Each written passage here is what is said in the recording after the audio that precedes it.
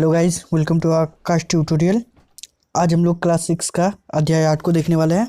ठीक है, तो अध्याय 8 को हम लोग देखने से पहले मैं आप लोगों को बता दूं कि मैंने एक एनसीईआरटी का सीरीज़ स्टार्ट किया था, जिसमें मैंने आप लोगों को बताया था कि मैं क्लास 6 टू 12th का जितना भी एनसीईआरटी बुक है, उन सभी एनसीईआरटी बुक को आप लोगों को प्रत्येक लाइन बाय लाइन आप लोगों को समझा के वीडियो बना के दूंगा। ठीक है, तो उसी एनसीईआरटी का सीरीज़ को आगे बढ़ाते हुए आज हम लोग क्लास 6 का हिस्ट्री को देखेंगे।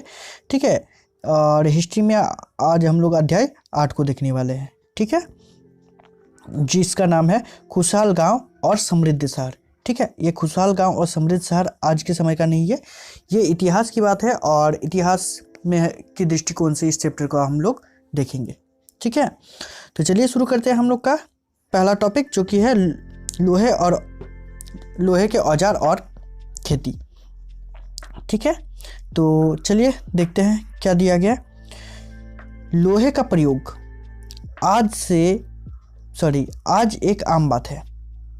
ठीक है, क्योंकि आज हम लोग क्या कर रहे हैं कि लोहे का प्रयोग लगभग हर एक कामों के लिए हम लोग लोहे का प्रयोग कर रहे हैं, लेकिन लोहे की चीज़ें हमारी रोज़मर्रा की ज़िंदगी का हिस्सा बन गई है आज के समय का। ठीक है, इस महाद्वीप में लोहे का प्रयोग लगभग 3000 साल पहले शुरू हुआ था। यह भारत की बात कर रहा है कि भारत में क्या हुआ था कि भारत में लगभग 3000 वर्ष पूर्व क्या हुआ था कि लोहे का प्रयोग शुरू हुआ था। महापाषाण कब्रों में लोहे के औजार और हथियार की बड़ी संख्या में मिले हैं। इनके बारे में तुम अध्याय 4 में पढ़ चुके हैं। हम लोगों ने अध्याय 4 में देखा था कि जितने भी कब्र मिल रहे थे उन सभी कब्रों में औजार जो मिल रहे थे, ठीक है, तो वे औजार किस के होते थे?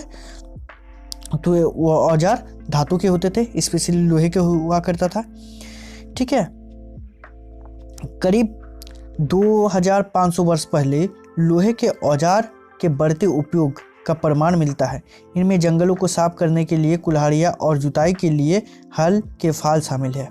ठीक है, तो ये लोहे का मतलब किसके लिए उपयोग किया जाता था? वे लोग औजार के रूप में करते थे, या कुल्हाड़ी के रूप में करते थे, या जुताई के लिए जो हल का इस्तेमाल किया जाता था तो उसका फाल। ठीक है, तो मैंने आप लोगों को ये भी बताया था कि मान लेते कि ये हल का ये निचला वाला भाग है। ठीक है, नीचे वाला, तो ये वाला भाग जो होता है स्पेशली वो किसका होता है? तो वो लोहे का होता है। ठीक है, तो उसी को फाल कहा जाता है। नेक्स्ट टॉपिक है हम लोगों का कृषि उत्पादन बढ़ाने के लिए उठाए गए अन्य कदम और सिंचाई। ठीक है, मतलब आप लोगों को ये जानना है कि अतीत में कृषि उत्पादन बढ़ाने के लिए क्या क्या कदम उठाए गए थे। ठीक है, और सिंचाई के लिए क्या क्या किया गया था, ये हम लोगों को देखना है।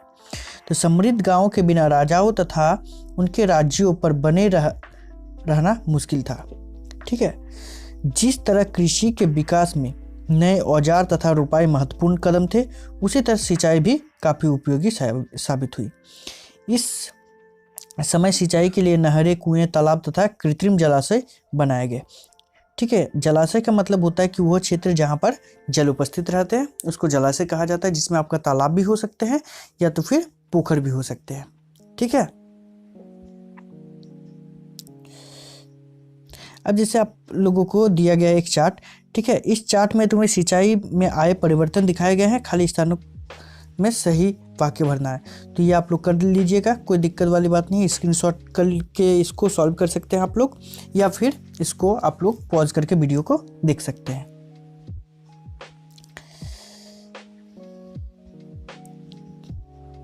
नेक्स्ट टॉपिक है हम लोगों का कि गांव में कौन रहते थे।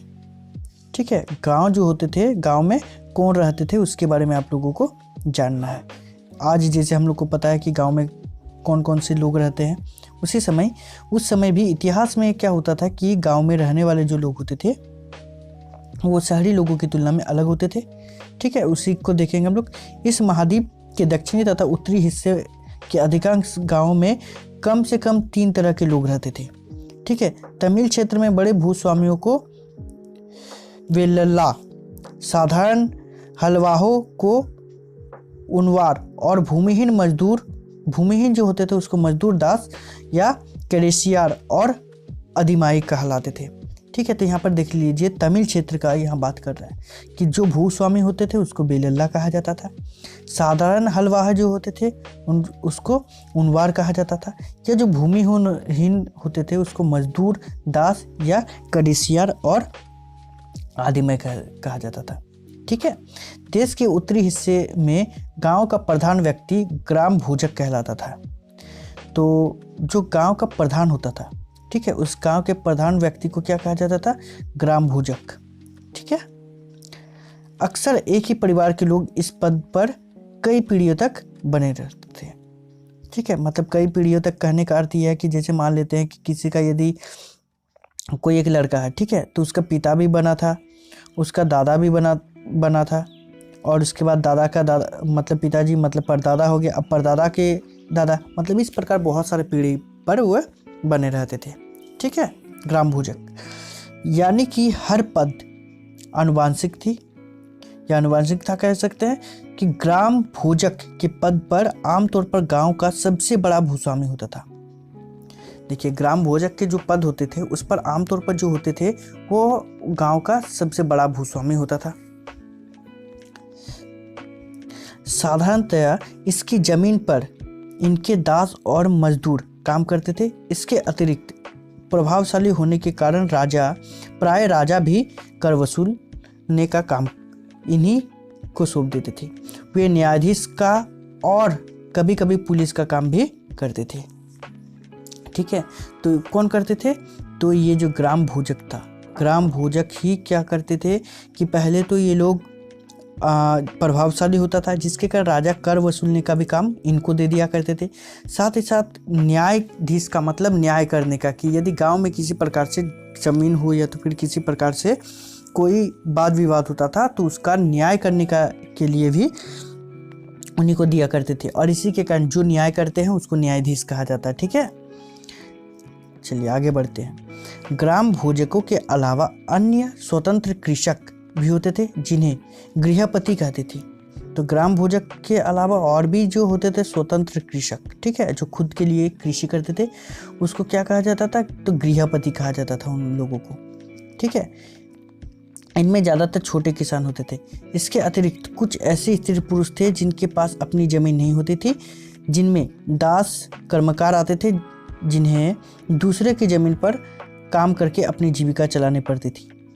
ठीक है, कुछ लोग ऐसे भी, अभी भी बहुत लोग ऐसे हैं जो क्या करते हैं कि उन लोगों के पास खुद का ज़मीन नहीं होता है, तो वे क्या करते हैं कि किसी दूसरे की ज़मीन पर काम करते हैं। ठीक है, अपनी जीविका चलाने के लिए।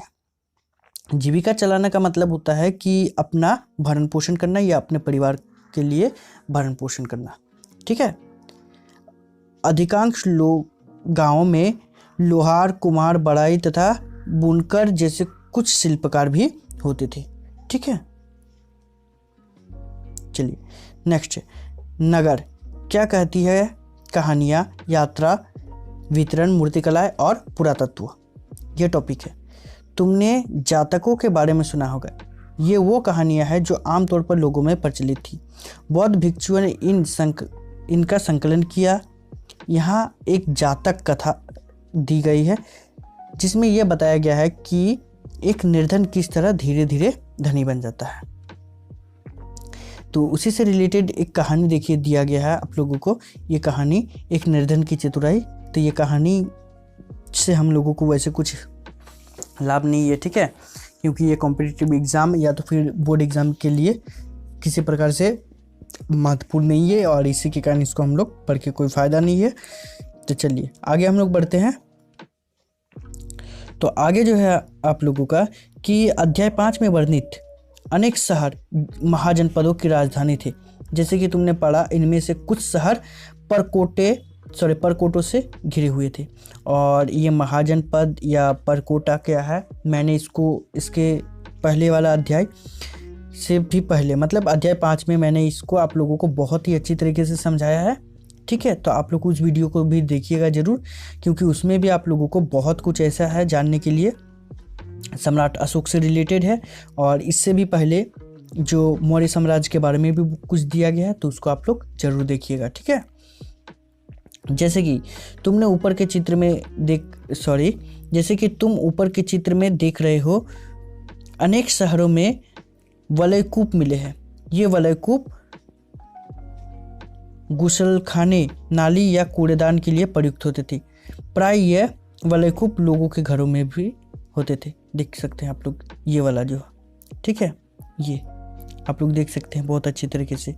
ये क्या है, एक पाइप की तरह कार्य करता है।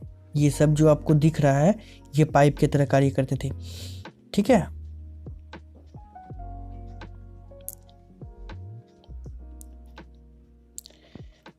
महलों, बाजारों या आम घरों के अवशेष बहुत कम मिले हैं। संभवतः लकड़ी, मिट्टी व कच्ची ईंटें या छप्पर से बने होने के कारण ये ज़्यादा समय तक टिक नहीं पाए होंगे। भविष्य में पुरातत्वविद इनकी खोज कर सकते हैं।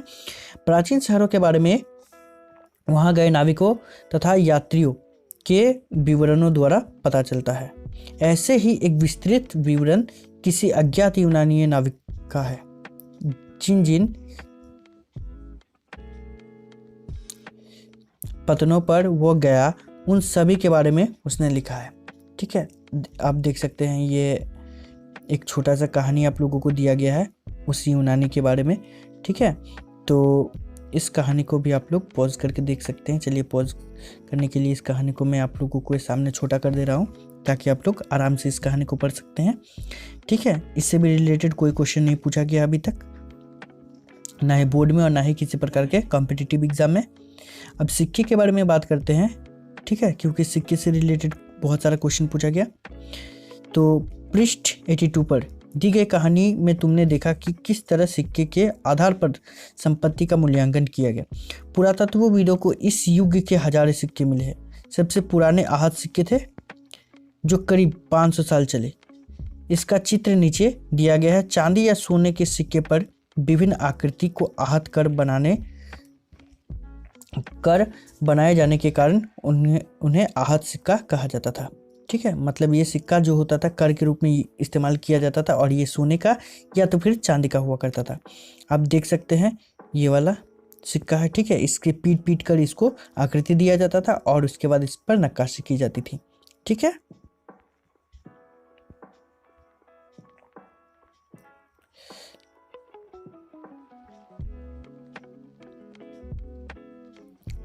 चलिए नेक्स्ट टॉपिक है आपका नगर, अनेक गतिविधियों के केंद्र।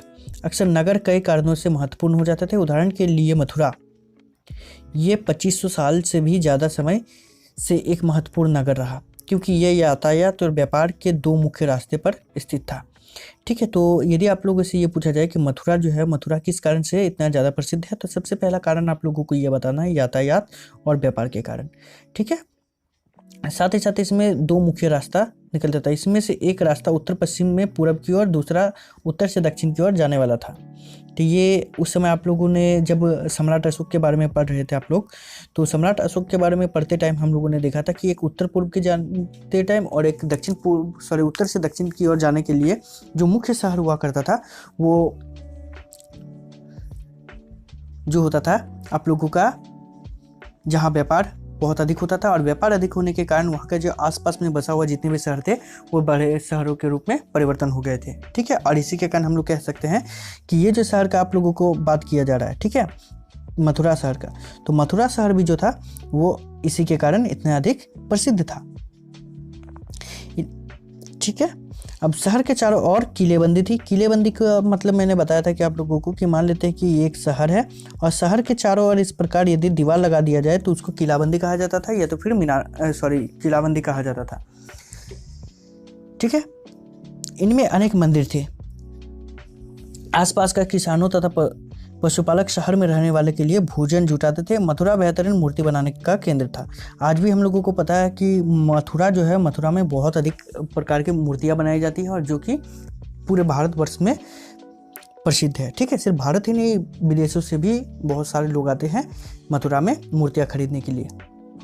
और ये उस समय भी बहुत बेहतरीन मूर्ति बनाने के लिए एक केंद्र माना जाता था, ठीक है। केंद्र, किसी वस्तु का बनाने का केंद्र उसी को कहा जाता है जहाँ पर बहुत जगह से लोग आते हैं उस वस्तु को खरीदने के लिए।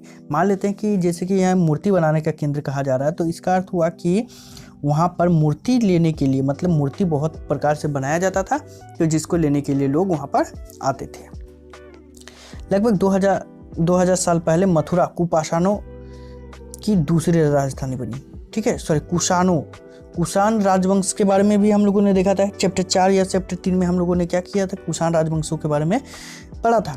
ठीक है। तो कुषाण राजवंश के बारे में आप लोगों को और कुछ यदि जानना है तो आप लोग कमेंट कीजिएगा, मैं इसके बारे में आप लोगों को वीडियो बना के दे दूंगा, ठीक है। इनके बारे में तुमने अगले अध्याय में पढ़ा है। मथुरा एक धार्मिक केंद्र भी रहा, यहाँ बौद्ध विहार, मैंने आप लोगों को इस विहार के बारे में बताया था, और जैन मंदिर। बौद्ध विहार और जैन मंदिर के बारे में मैंने आप लोगों को बहुत ही डिटेल में इसके पहले वाले चैप्टर में, इसके दूसरा मतलब चैप्टर 6 में मैंने बहुत अच्छे तरीके से आप लोगों को समझाया था, ठीक है। तो उसको भी आप लोग देख सकते हो। ये कृष्ण भक्ति का एक महत्वपूर्ण केंद्र था, ठीक है, और ये कृष्ण भक्ति के लिए भी एक बहुत ही महत्वपूर्ण केंद्र था, ठीक है। और केंद्र का मतलब तो आप लोगों को समझ में आ गया होगा, मैंने बहुत ही अच्छे से इसको समझा दिया। मथुरा में प्रस्तर खंडों तथा मूर्तियों पर अनेक अभिलेख मिले हैं। आमतौर पर ये संक्षिप्त अभिलेख है जो स्त्रियां तथा पुरुषों द्वारा मठों या मंदिरों को दिए जाने वाला दान का उल्लेख करते हैं। प्राय शहर के राजा रानी, अधिकारी, व्यापारी तथा शिल्पकार इन प्रकार के दान करते थे। उदाहरण के लिए मथुरा के अभिलेख में सुनारों, लोहारों तथा बुनकरों, टोकरी बनाने वाले, माला बनाने वाले और इत्र बनाने वालों के उल्लेख मिलते हैं। यहाँ पर आप लोग देख सकते हैं कि यहाँ पर जो दिया गया आप लोगों को, तो ये सभी जो है कि इन सभी का उल्लेख मिला है कि जो मथुरा में जो अभिलेख मिले हैं, ठीक है, मथुरा से जो अभिलेख मिले हैं उन सभी अभिलेखों में लगभग वहाँ के मंदिरों में, मठों में, और उसके बाद फिर राजा रानी के बारे में या तो फिर अधिकारी, व्यापारी, शिल्पकार, इन सभी के बारे में क्या मिला है, तो इन सभी का साक्ष्य मिला है उस अभिलेखों में, उन सभी के बारे में लिखा गया है, ठीक है।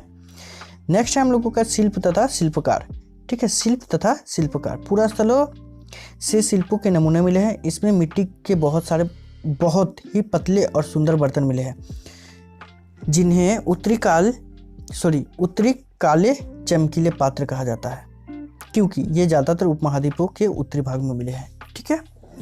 चलिए इसको और एक बार क्लियर कर दे रहे हैं कि पुरास्थलों में जो शिल्पों के नमूने मिले हैं, इनमें मिट्टी के बहुत सारे पतले और सुंदर बर्तन मिले हैं, जिन्हें उत्तरी काले चमकीले पात्र कहा जाता है, ठीक है, क्योंकि ये कहाँ मिला, उत्तरी भाग में मिला है, ठीक है। तो उपमहाद्वीप के उत्तरी भाग मतलब भारत के ही उत्तरी भाग का बात किया जा रहा है, ठीक है। चलिए नेक्स्ट हम लोग देख रहे हैं इसी में कि ध्यान रहे कि अन्य दूसरे शिल्पों के अवशेष नहीं बचे होंगे। जैसे कि विभिन्न ग्रंथों में हमें पता चलता है कि कपड़ों तथा उत्पादन बहुत महत्वपूर्ण था। उत्तर में वाराणसी और दक्षिण में मदुरै इनके प्रसिद्ध केंद्र थे। तो इनके प्रसिद्ध केंद्र कहाँ थे, वाराणसी और मदुरै हम लोग कह सकते हैं, ठीक है, जहाँ पर स्त्री पुरुष दोनों काम करते थे। अनेक शिल्पकार तथा व्यापारी अपने अपने संघ बनाने लगे थे, जिन्हें श्रेणी कहते थे। व्यापारी जो होते थे और शिल्पकार अपना अपना संघ बनाने लगे थे, ठीक है, और जिसको क्या कहा जाता था, तो जिसको श्रेणी कहा जाता था। शिल्पकारों की श्रेणियों का काम प्रशिक्षण देना, कच्चा माल उपलब्ध कराना तथा तैयार माल का वितरण करना था, जबकि व्यापारियों का श्रेणियां व्यापार की संचालन करती थी। श्रेणी बैंकों के रूप में काम करती थी और जहां लोग पैसा जमा रखते थे, ठीक है। इस धन का निवेश लाभ के लिए किया जाता था। उससे मिले लाभ का कुछ हिस्सा जमा करने वाले लोगों को लौटा दिया जाता था। कुछ हिस्से जमा करने वाले को लौटा दिया जाता था या फिर मठ आदि धार्मिक संस्थानों को दे दिया जाता था, ठीक है। मठ क्या होता था, मठ एक धार्मिक स्थल होता था जो आश्रम की तरह ही हुआ करता था और वहाँ पर लोग रहा करते थे, ठीक है।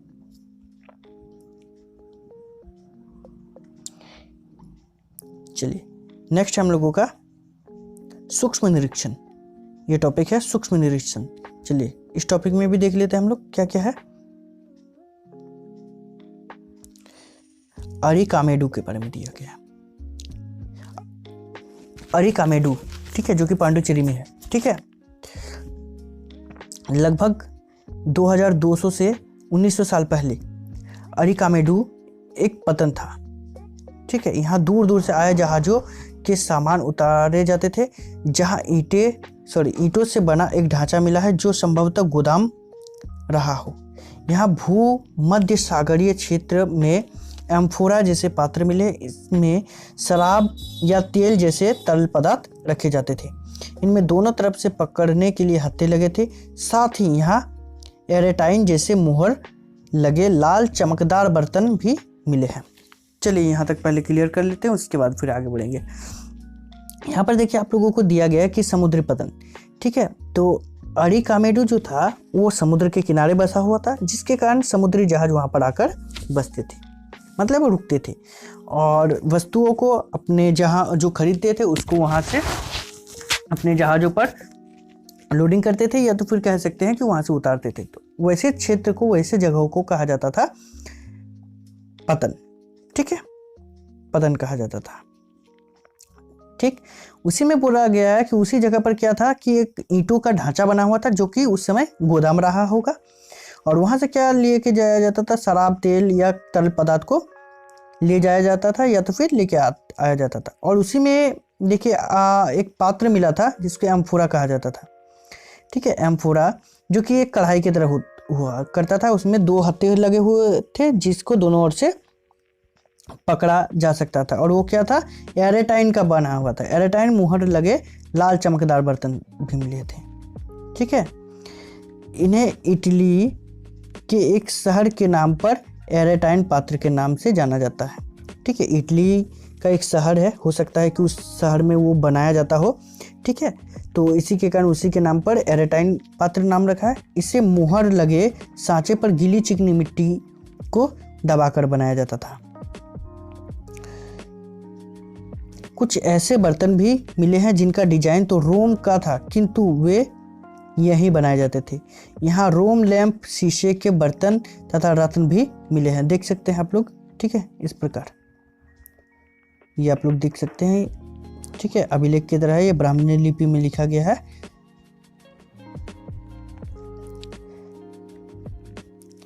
साथ ही छोटे छोटे कुंड मिले हैं जो संभवतः कपड़े की रंगाई के पात्र रहेंगे। यहाँ पर शीशे और अर्ध बहुमूल्य पत्थर के से मनके बनाने के पर्याप्त साक्ष्य मिले हैं, ठीक है। ये साक्ष्य यहाँ पर मिले हैं ये सब, और एक चित्र आप लोगों को दिया गया है, ठीक है। और उसके बाद फिर चैप्टर समाप्त होती है।